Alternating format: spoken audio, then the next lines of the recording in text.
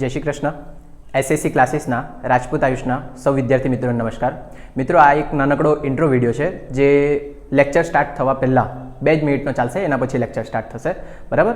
અને સૌથી પહેલાં મેં વાત કરી દેમ તો મારું નામ આયુષ રાજપૂત અને આપણા ક્લાસીસનું નામ છે એસએસીસી, જેનું ફૂલ ફોર્મ છે સ્ટુડન્ટ અચીવ કોમર્સ ક્લાસીસ, બરાબર. અહીંયા સાઇટ પર તમને મારો મોબાઈલ નંબર દેખાશે. જો તમને કોઈ પણ સબ્જેક્ટમાં ડાઉટ હોય 11, 12 કોમર્સ, બીકોમ, એમકોમ, બરાબર, તમે એના પર મેસેજ કરીને પૂછી શકે.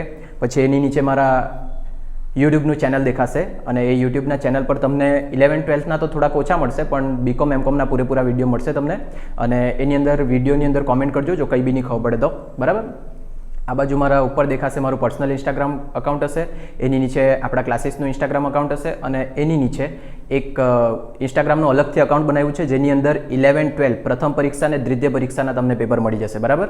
અને એકદમ લાસ્ટમાં તમને દેખાશે ટેલિગ્રામનું ચેનલ છે. ટેલિગ્રામના ચેનલની અંદર 12th બોર્ડના અને બીકોમ, એમકોમના યુનિવર્સિટીના બધા પેપર મૂકેલા છે, બરાબર. અને એ પેપર શોધવા માટે મારા એમકોમની અંદર સાથે ભણતી એક છોકરી હતી પ્રિયા, જેણે હેલ્પ કરી છે, તો એ બધું ક્રેડિટ એને જ જાય છે, બરાબર.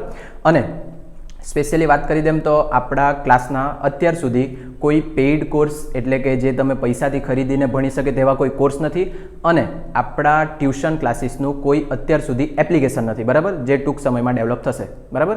કંઈ બી ડાઉટ હોય એની ટાઈમ તમે પૂછી શકે અને આ જેટલી વસ્તુ દેખાય એ બધી વસ્તુ હું હેન્ડલ એકલો જ કરું છું. એટલે કદાચ શક્યતા એવી કે તમારા મેસેજના રિપ્લાય આપવામાં કે કોમેન્ટના રિપ્લાય આપવામાં થોડો ટાઈમ લાગી જાય, તો થોડુંક વેઇટ કરજો અને આપણે વિડીયો સ્ટાર્ટ કરીએ, બરાબર. Thank you.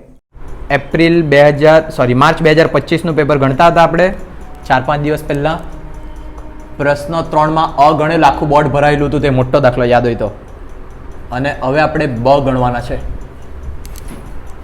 મૈલું બોલ.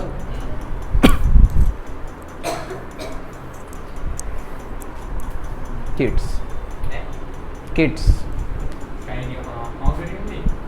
ચાલો ક્વેશ્ચન 3નો બ જોજો. નીચેની માહિતી પરથી યુલની રીતે સાક્ષરતા અને આર્થિક સદ્ધરતા વચ્ચેના ગુણાત્મક સંબંધાંક શોધો. જ્યારે આવું ચોખ્ખું કહી દીધેલું હોય ને સાક્ષરતા અને આર્થિક સદ્ધરતા, ત્યારે બહુ સારું પડી જાય આપણા દાખલા માટે.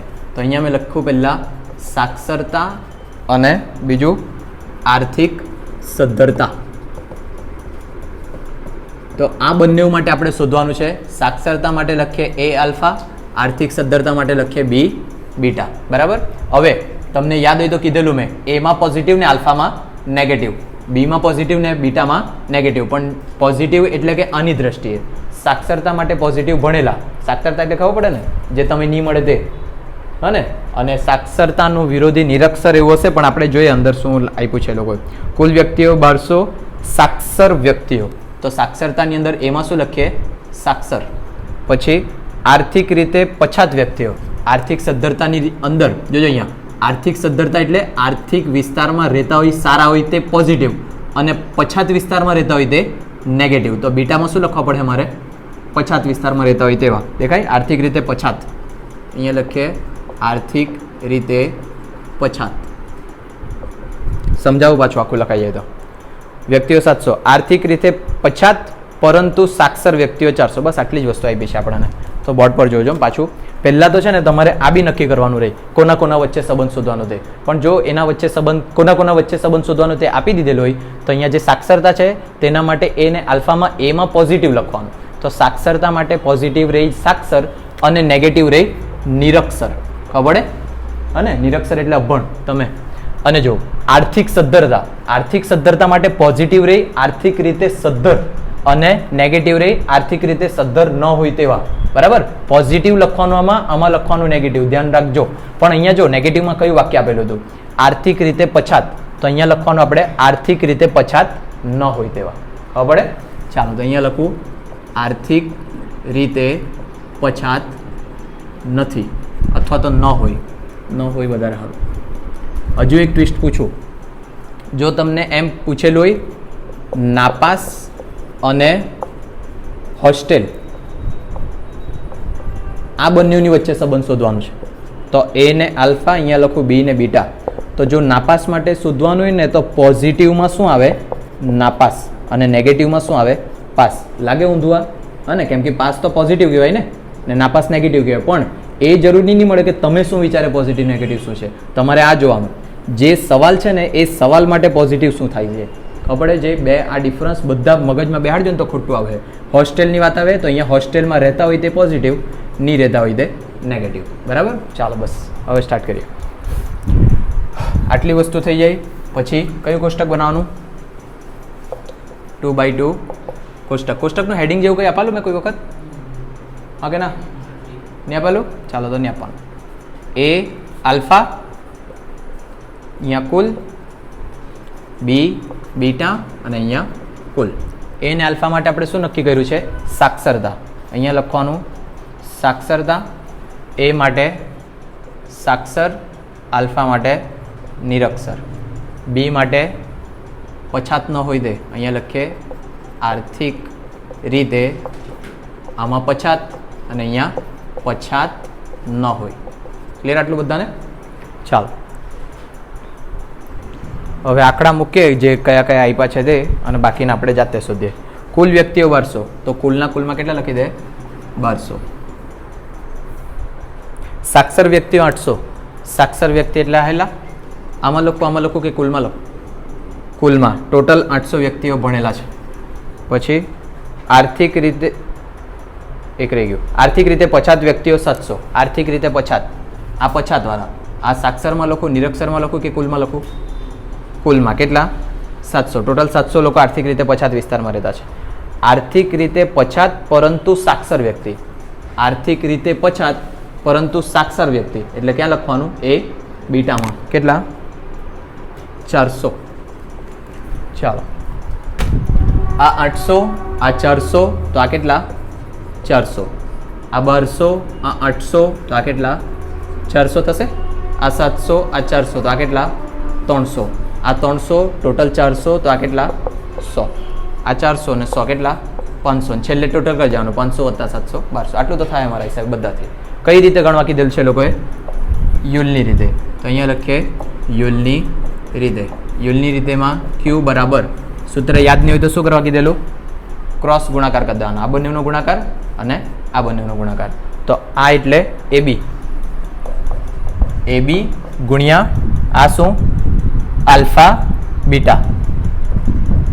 પછી વચ્ચે ચિહ્ન માઇનસ, પછી પાછું અહીંયાથી આ 400 એટલે શું છે? એ બીટા ગુણ્યા આ એટલે આલ્ફા બી, છેદમાં સેમ એ બી આલ્ફા બીટા, પણ માઇનસનું શું થઈ જાય?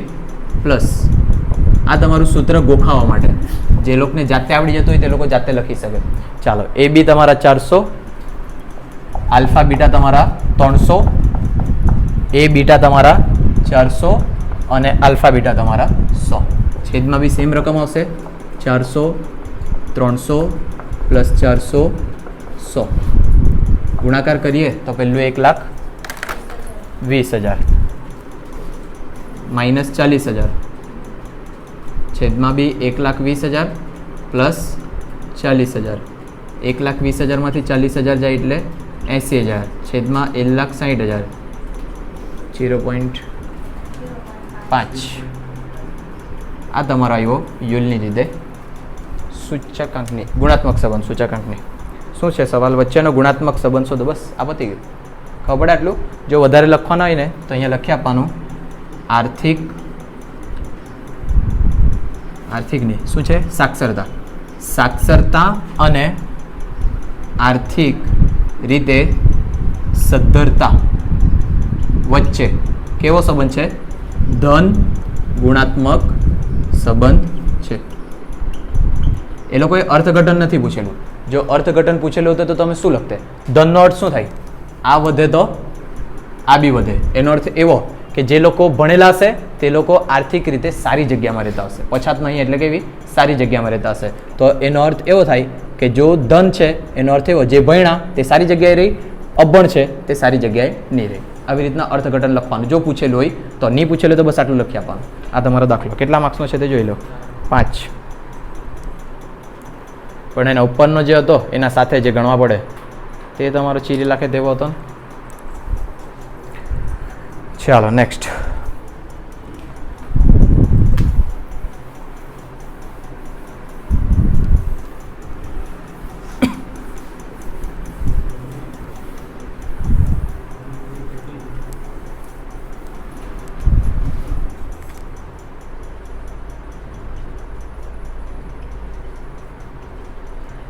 ચાલો અથવાવાળો ક્વેશ્ચન 3નો એ નીચેની માહિતી પરથી દ્વિઘાત પરવલયનું અન્વયોજન કરો. અન્વયોજન આવે એટલે ટી વાળું સૂત્ર મૂકવાનું, બરાબર. અન્વયોજન કરો અને વર્ષ 2025 માટે વેચાણનું પૂર્વાનુમાન કરો. આ તો ગણી લેવું આપણે. વર્ષ આપેલું છે અને વેચાણ આપેલું છે. આપણે ખાના બનાવીએ પહેલાં વર્ષ અને વેચાણ. વર્ષમાં આપ્યા છે 2016 થી 24.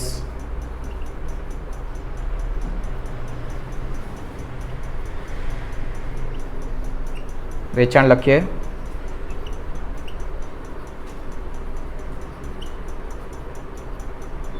એકાદ રહી ગયું વર્ષ, 20 રહી ગયું.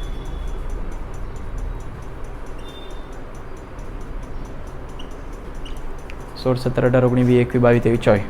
આંકડા જોઈ લો. 2 6 7 8 10 2 6 7 8 10 11 11 10 9. ચાલો હવે જો તમને એમ કે ને સુરેખ સમીકરણનું અન્વયોજન કરો. અન્વયોજન કરે એટલે ટી વાળું સૂત્ર મૂકવાનું યાદ રાખવાનું. આ વર્ષ તમારા માટે શું બને? એક્સ. વેચાણ તમારા માટે શું કહેવાય? વાય. પણ તમે એક્સનો ઉપયોગ કરી શકે ગુણાકાર ભાગાકારમાં? નહીં. તો તેવા ટાઈમે એક નવું ખાનું કયું બનાવવાનું તમારે? સમય ટીનું, બરાબર. એટલે હવે આ એક્સ તમારા કામનું નથી. આ વેચાણ તમારા માટે વાય અને નવું આપણે શોધવાના સમય એ તમારે શું આપવાનું? નામ એને ટી. અને સમય ટીમાં કઈ ધાડ નહીં મારવાની. 1 2 3 4 5 6 7 8 9, બરાબર. એના પછી અહીંયા ટોટલ કરો એટલે આ સિગ્મા વાય મળી જશે. આનું ટોટલ કરો એટલે સિગ્મા ટી મળી જશે. એના પરથી તમારે ટી બાર ને વાય બાર શોધવાનું. 74 સિગ્મા વાય 45 આવે તમારા સિગ્મા ટી. સૂત્ર જો સિગ્મા ટીના છેદમાં એન, સિગ્મા વાયના છેદમાં એન. સિગ્મા ટી આવ્યા 45, એન એટલે ટોટલ સંખ્યા. કેટલી સંખ્યા છે? 9. 5 9 45. સિગ્મા વાય આવ્યા 74 ભાગ્યા 9 8.22. આ બંને શોધાઈ જાય પછી સૂત્ર મૂકીએ. બી બરાબર આનું તો એક જ સૂત્ર, N into sigma T Y minus sigma T કાઉન્સમાં સિગ્મા વાય છેદમાં એન ઇન્ટુ સિગ્મા ટીનો વર્ગ માઇનસ સિગ્મા ટી આખાનો વર્ગ. તો હવે આ શોધવા માટે આપણે અહીંયા 3 નવા ખાના બનાવવા પડે, પણ એકચ્યુઅલી 2માં જ થઈ જાય કામ. ટી વાય અને ટીનો વર્ગ. ટી વાય એટલે ટી ને વાયનો ગુણાકાર.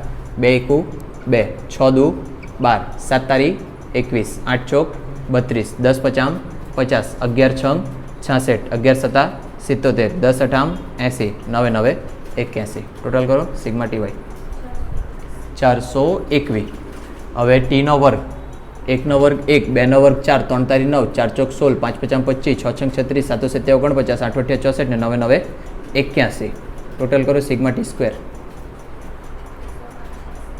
288 285. ચાલો સૂત્રમાં કિંમત મૂકીએ. એન એટલે ટોટલ કેટલી સંખ્યા? 9. 9 કાઉન્સમાં સિગ્મા ટી વાય કેટલા? 421 માઇનસ સિગ્મા ટી ગુણ્યા સિગ્મા વાય. આ સિગ્મા ટી 45, બીજા કાઉન્સમાં સિગ્મા વાય કેટલા? 74 છેદમાં એન એટલે કેટલા સંખ્યા? 9 કાઉન્સમાં સિગ્મા ટીનો વર્ગ કેટલા આવ્યો? 285 માઇનસ સિગ્મા ટી આખાનો વર્ગ. સિગ્મા ટી કેટલો? 45 આખાનો વર્ગ. સાદું બાબુ 3789 3330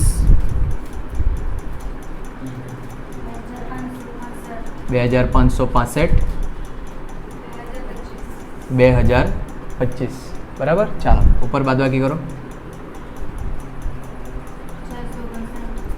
459 540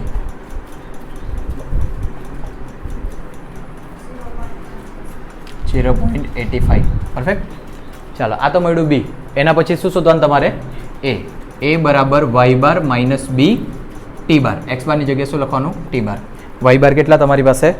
8.22 માઇનસ બી 0.85. ટી બાર કેટલા? 5.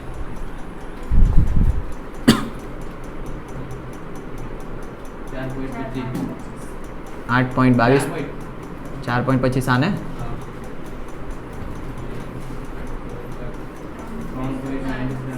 97. હવે ફાઇનલ શોધવાનું વાય કેપ બરાબર a plus B T. Phone કરવા જોઈએ ને આવવાનો તો કદેડાઓ. ચાલો, પણ ઉપર સવાલ જે છે ને તે અહીંયા લખી દેવાનું. શું છે? પરથી દ્વિઘાત પરવલયનું અન્વાયોજન. તો અહીંયા જેવું છે ને તેવું જ લખવાનું. શું છે?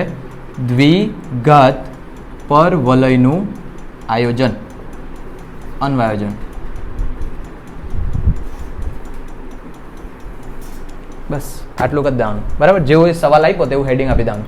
એમ તમે નહીં, બાકી છે એમ શું લખે તમે? સુરેખ સમીકરણનું અન્વાયોજન. બરાબર, અહીંયા લખી આપું કાઉન્સમાં, સુરેખ સમીકરણનું અન્વાયોજન. નહીં એમ લખે તો માર્ક્સ નહીં કપાય તમારે એમ. બરાબર, એમ કાપી લખે. જો આ હું લખવાનું તે નહીં ખબર પડે ને તો બધામાં આ ચાલે. બરાબર, બધામાં કમ્પલસરી એક લખેલું હશે તો સાચું આપવા જ પડે લોકોએ. ચાલો, એ આપણે શોધ્યા 3.97, બી આપણે શોધ્યા 0.85 અને ટી પહેલાં એક વખત સમીકરણ લખવાનું. હવે એ લોકોએ છે ને કોઈ એક વર્ષ માટે અંદાજો કાઢવા કીધેલો હશે. કયા વર્ષ? 2025. તો અહીંયા જો 2023માં ટી કેટલા હતા? 8. 2024માં ટી કેટલા હતા? 9. તો 2025માં ટી કેટલા હશે? 10. તો અહીંયા લખીએ 2025 માટે ટી બરાબર કેટલા મૂકતા? 10 મૂકતા. 3.97 પ્લસ 0.85 કાઉન્સમાં 10, 8.5, 12.47. બસ આ તમારો આન્સર. બધું હેલું જ છે.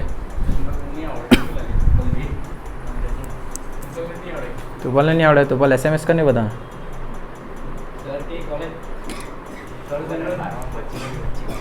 બારમામાં છેલ્લા વિભાગ તો 20 જ માર્કનો હતો. હા, અચ્છા ગણી હાલો. એણે એમ કે 25માંથી 25 હાલો. નહીં ટ્યુશન આવે કે નહીં, ફી આપે હારો. તમે તો નહીં બોલો. મહેનત કરો, પાસ થાય. મહેનત નહીં કરે ડૂબી જાય.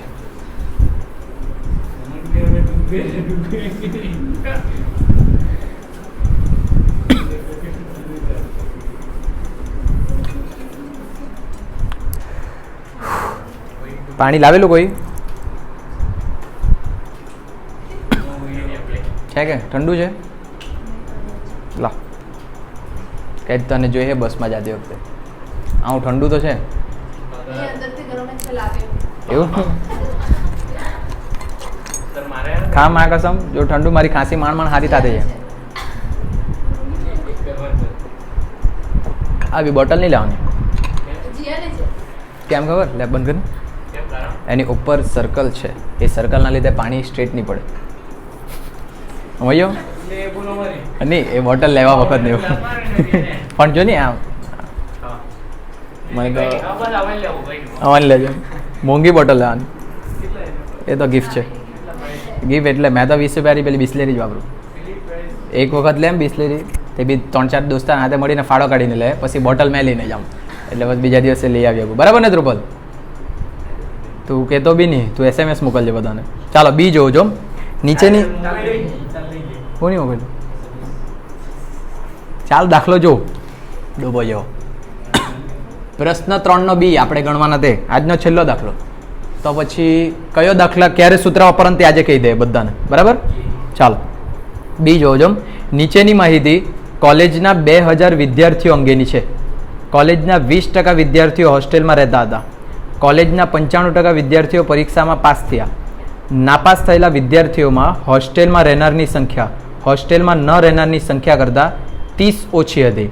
આ માહિતી પરથી અવલોકિત આવૃત્તિ અને અપેક્ષિત આવૃત્તિની સરખામણીની લીધે હોસ્ટેલમાં રહેઠાણ અને પરીક્ષામાં સફળતા. જો સવાલ પૂછ્યો જ છે, હોસ્ટેલમાં રહેઠાણ અને પરીક્ષામાં સફળતા. આ બંને વચ્ચે શું શોધવાનું છે? ગુણાત્મક સંબંધ. તો આ બંને આપી દીધેલું છે, એના પરથી તમારે અહીંયા એ ને આલ્ફા નક્કી કરવાના અને બી ને બીટા. તો હોસ્ટેલમાં રહેઠાણ માટે પોઝિટિવ વસ્તુ શું હોય? હોસ્ટેલમાં રહેતા પોઝિટિવ કહેવાય કે ન રહેતા પોઝિટિવ કહેવાય? ન રહેતા પોઝિટિવ કહેવાય ને. Very good. રહેતા પોઝિટિવ કહેવાશે અને ન રહેતા નેગેટિવ કહેવાશે. અને પરીક્ષામાં સફળતા માટે પોઝિટિવ શું કહેવાય? પાસ અને નેગેટિવ નાપાસ. જો મેં અહીંયા સવાલ બદલી કાઢું, પરીક્ષામાં નિષ્ફળતા એમ કીધેલું હોતે તો એના માટે પોઝિટિવ હોતે નાપાસ ને નેગેટિવ પાસ. ચાલો આટલું થઈ ગયું. એના પછી હવે ખાલી આપણે 2x2 કોષ્ટક બનાવીએ અને જે બધી ડિટેલ છે તે લખીએ. એ આલ્ફા, બી બીટા, અહીંયા કુલ, અહીંયા બી કુલ. ચાલો, આ એ આલ્ફા શેના માટે છે? હોસ્ટેલમાં રહેઠાણ. ચાલી બેટરી. અને આ બાજુ પરીક્ષામાં સફળતા.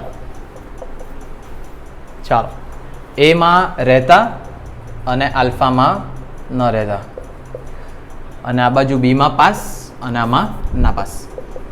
આપણે વિડીયોમાં કહી લે પેલી પૂરી સેમેસ્ટર 4ની છે, નહીં તો એ લોકોને એવું લાગે આપણે ચાલુ ટ્યુશનમાંથી ગમે તેને મોકલી દે, અને તમને ખબર એટલે પણ વિડીયોવાળા નહીં ખબર. ચાલો, પાસ નાપાસ, રહેતા ને ન રહેતા, આટલું થઈ ગયું. હવે આપણે ગુજરાતીમાં વાંચીએ ને ગણિતમાં આંકડા મૂકીએ. નીચેની માહિતી કોલેજના 2000 વિદ્યાર્થી છે, તો ટોટલ કેટલા વિદ્યાર્થી? 2000. તો કુલના કુલમાં લખી દેવાના પહેલાં 2000. કોલેજના 20% વિદ્યાર્થીઓ હોસ્ટેલમાં રહેતા હતા. હોસ્ટેલમાં રહેતા, આ હોસ્ટેલમાં રહેતા, પાસ નાપાસની વાત નહીં કરી એટલે ટોટલમાં લખવાનું, બરાબર. હોસ્ટેલમાં કોલેજના 20%, કોલેજમાં 2000 છે, એ 2000માંથી કેટલા ટકા રહેતા? અહીંયા 20%, એટલે 400 લોકો રહેતા, બરાબર. તો એનો અર્થ એવો કે તરત ખબર પડી જાય કેટલા લોકો નહીં રહેતા હતા? 1600. આગળ જો, કોલેજના 95% વિદ્યાર્થીઓ પરીક્ષામાં પાસ થયા. જોજો ચોખ્ખું, કોલેજના કેટલા ટકા પાસ થયા? 95%. પાસ માટે કીધું, રહેતા ને રહેતાનું કીધું કંઈ? રહેતા કે ન રહેતાનું એવું કંઈ કીધું હોસ્ટેલમાં? નહીં. તો શેમાં લખવાનું આપણે? કુલમાં. આ 2000માંથી ટોટલ કેટલા ટકા? 95% પાસ થઈ ગયા. 1000 લોકો નાપાસ, 1000 કા 100 લોકો, 1900 પાસ થયા, બરાબર ને. 1900 લોકો જો પાસ થતા હોય તો તરત ખબર પડી જાય કેટલા નાપાસ થયા? 100. આટલે સુધી કહીશું. હજુ એકાદ રકમ જુએ.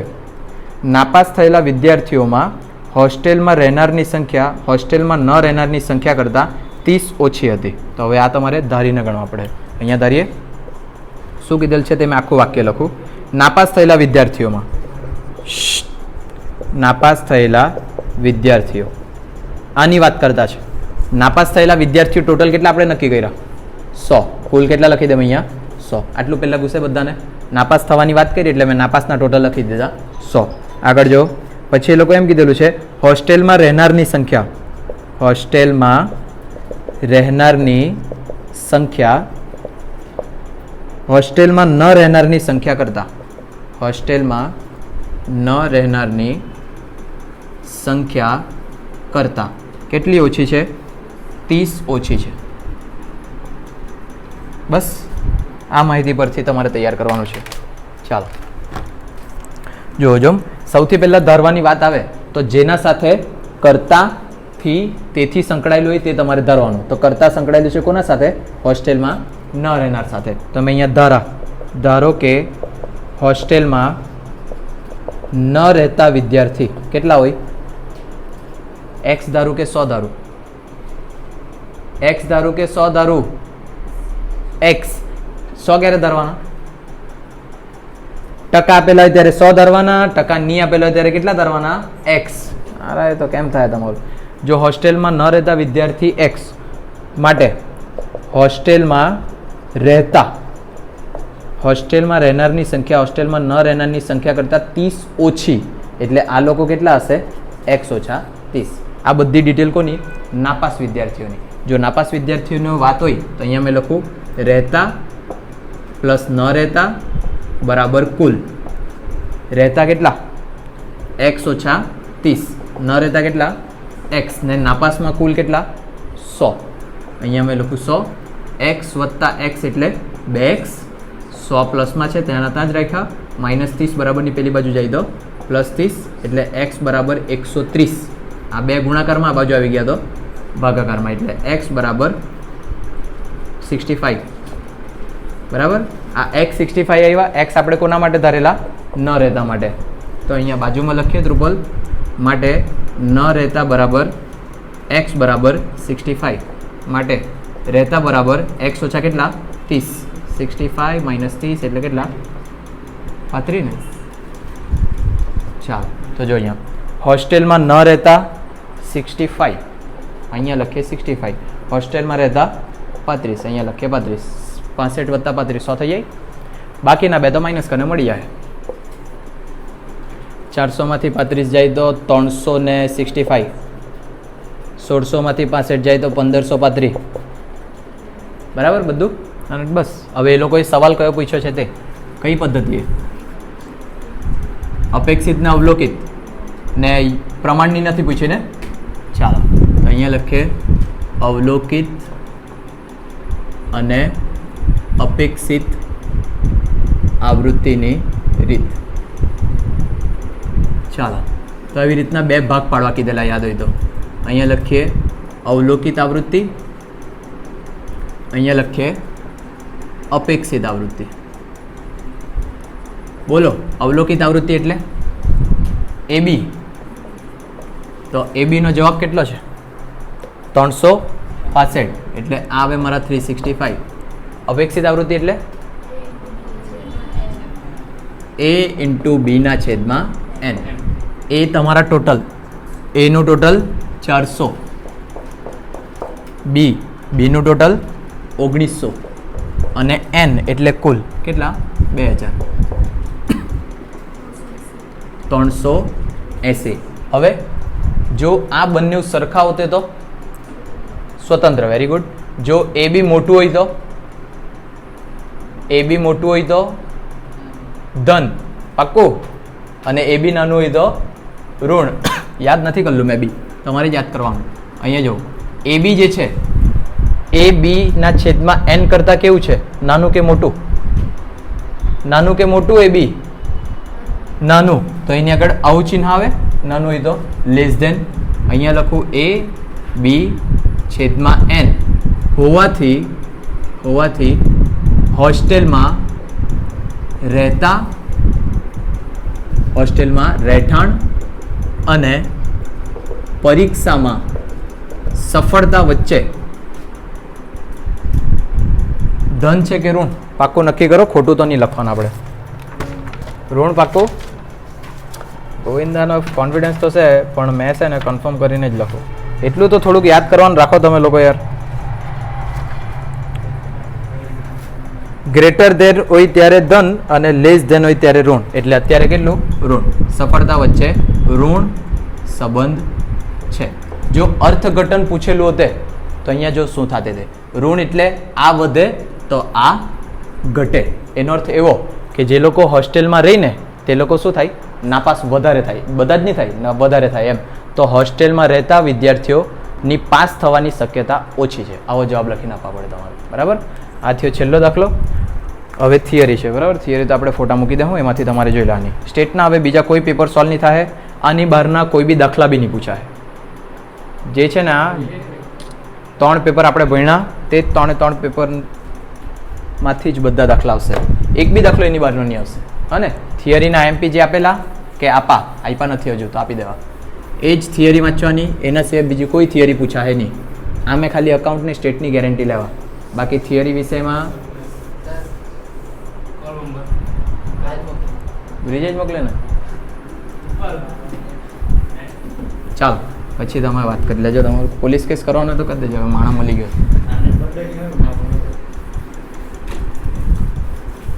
ચાલો ક્યારે કયું સૂત્ર વાપરવાનું તે 5 મિનિટમાં જોઈ લે, ખબર પડી જાય. બોર્ડ પર જોવાનું હોય. બ્રિજ તમને આટલી વસ્તુ પૂછી શકે: સશબ્દાંક, નિયત શબ્દાંક, એના પછી સુરેખ સમીકરણનું અન્વયોજન, પછી બીજું શું પૂછાય જરીક યાદ કરાવો મને? અવલોકિત અપેક્ષિતની રીત, પછી પ્રમાણની રીત, યુલની રીત, પછી કયું? ક્રમાંક સશબ્દાંક. Very good. ક્રમાંક સશબ્દાંક. પછી ખબર પેલું 3, 4 ને 5 વાળામાં 2-3 દાખલા હતા, એમના શું હતા નામ? મોસમી વધઘટ, મોસમી વધઘટ, પછી મોસમી ચલન, અને એક બીજું હતું શું? સંભવિત દોષ. એ બી છે. આમાં ખબર મેં એક દિવસે 3 લખેલા હતા ત્યાં સાઈડ પર. અને એક મોસમી વધઘટ, એક મોસમી ચલન, અને એક હજુ હતું, સવાલમાં જોઈ લે. બીજું કંઈક યાદ આવે? એટલે બધી વસ્તુ કહી દે. ચલિત સરેરાશ. એ નોર્મલ તો નહીં જ પૂછાય મને લાગે, પણ લખી દે ચલિત સરેરાશ. તેમાં 3 પ્રકારના આવે ને, 3, 4 ને 5 રકમમાં હતી જોઈ લે મેં મોસમી વધઘટ ને અનિયમિત વધઘટ યાદ આવે અનિયમિત વધઘટ મોસમી ચલન મોસમી વધઘટ ને અનિયમિત વધઘટ બસ આટલા સવાલ છે બીજા કોઈ યાદ આવ્યા કરે તમને હરાત્મક મધ્યક તો સેમ 1 માં આવતું ને હમણાં નહીં મળે સંભવિત દોષ મોસમી વધઘટ સુરેખ કયું એ બહુ હાર્ડ છે પણ એ વિડીયોની અંદરના દાખલા છે તે જ આવે FDX વાળું એટલે પેલું સહસંબંધાંક વાળું અને નિયત સંબંધાંકનો મોટો દાખલો બરાબર ને એ જ ને બીજું કંઈ આવે તમારા ટૂંકા દાખલા આવતા છે અને એક પેલું આવે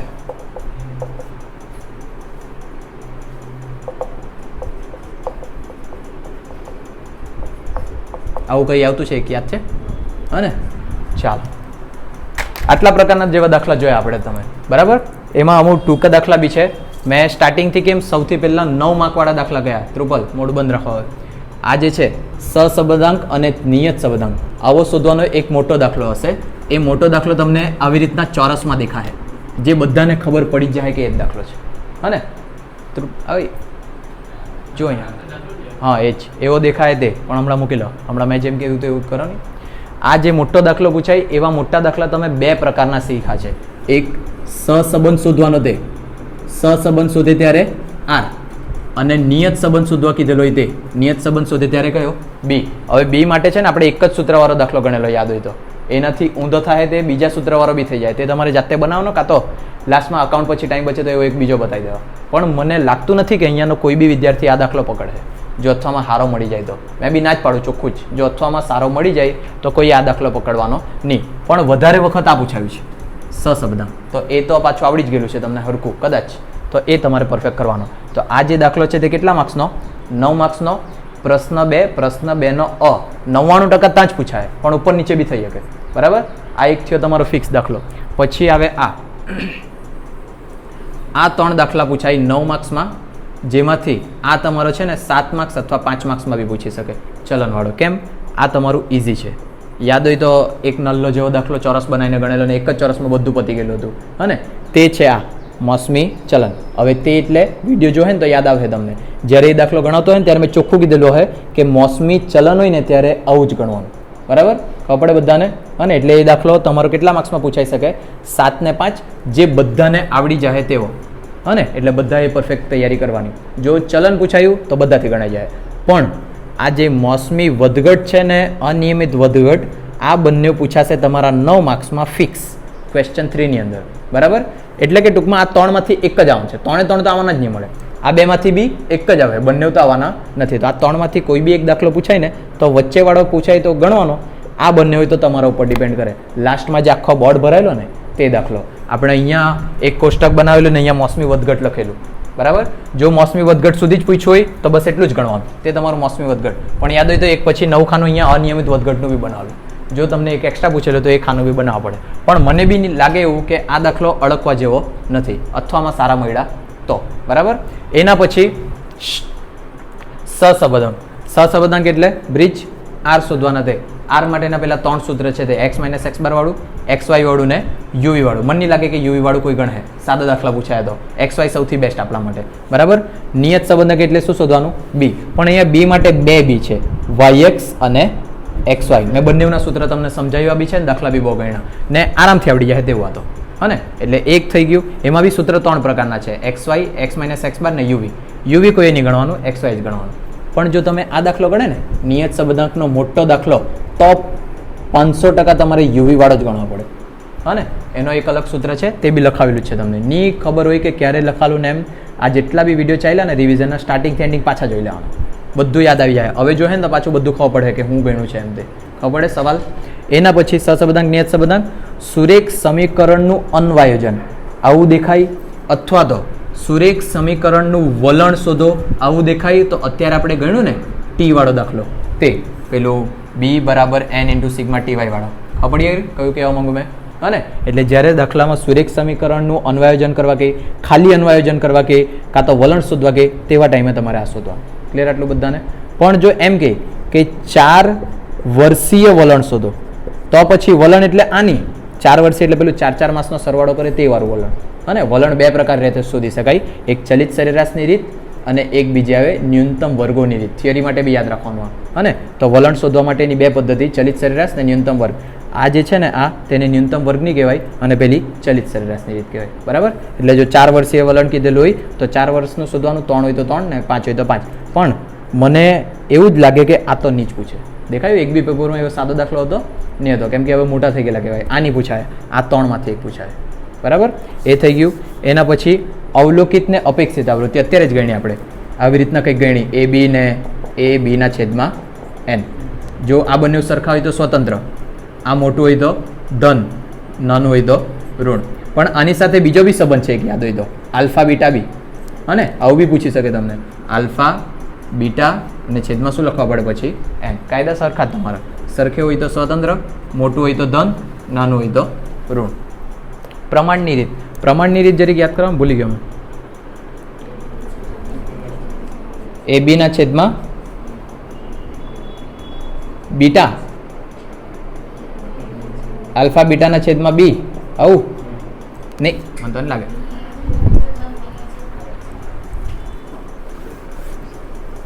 એ બીના છેદમાં બીટા, આવું મને જોઈ લેવાનું ને તમે તો.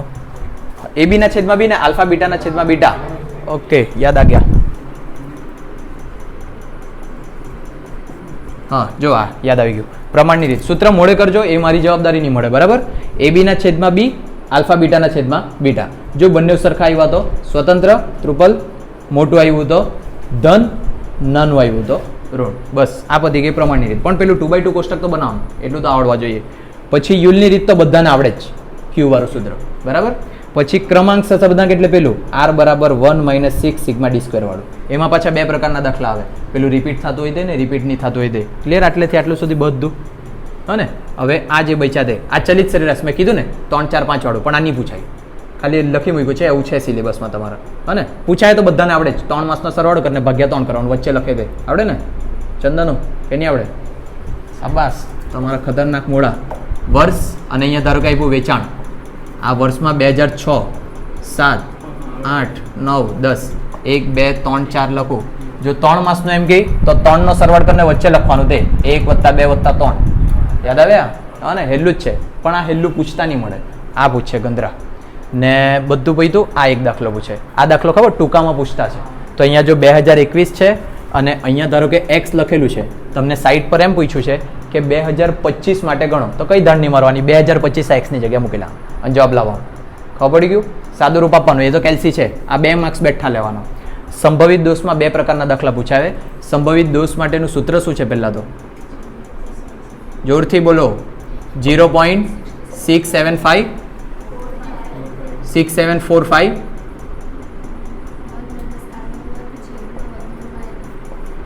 આવું છે ને સૂત્ર તમારું. બરાબર, આ સૂત્રની અંદર સંભવિત દોષને ઇંગ્લિશમાં બી કંઈ કહેવાતું છે, PE, પ્રોબેબિલિટી ઇરર. એટલે આવું બી પૂછી શકે લોકો, PEB. અને હવે એમાં કોઈ વખત શું કરે ખબર, PE નો જવાબ આપી દઈ અને n શોધવા કહે. એવો એક દાખલો આવ્યો છે રિવિઝનમાં. કાં તો કોઈ વખત સાદું જ પૂછે, r આપી દે, n આપી દે, એટલે ખાલી સૂત્ર મૂકીને જવાબ લાવવાનો. આના સિવાય પેપરમાં કોઈ દાખલો નહીં આવે. હવે આટલું જો સિમ્પલ હોય, આનથી હેલ્લું કંઈ નહીં થઈ શકે. જો આનથી હેલ્લું જોઈતું હોય ને તો ભણવાનું છોડી મૂકો, લગ્ન કરો ને બસ વાત પતાવો. બરાબર, કોઈ બીજો એકાદ દાખલો રહેતો હોય તો યાદ કરાવજો, પછી પાછું આવું યાદ કરી દેવા આપણે. અકાઉન્ટ ભણવું તેના હાથે હાથે બી. હા ને, હવે આના સિવાય સ્ટેટમાં કોઈ રિવિઝન થશે નહીં. અકાઉન્ટનું થઈ ગયું તો એકાદ બીજું પેપર શોધીને તમને ગણાવી દેવા. કાં તો એવું લાગે તો મેં તમને મોકલું, તમે જાતે ગણજો. બરાબર, બસ.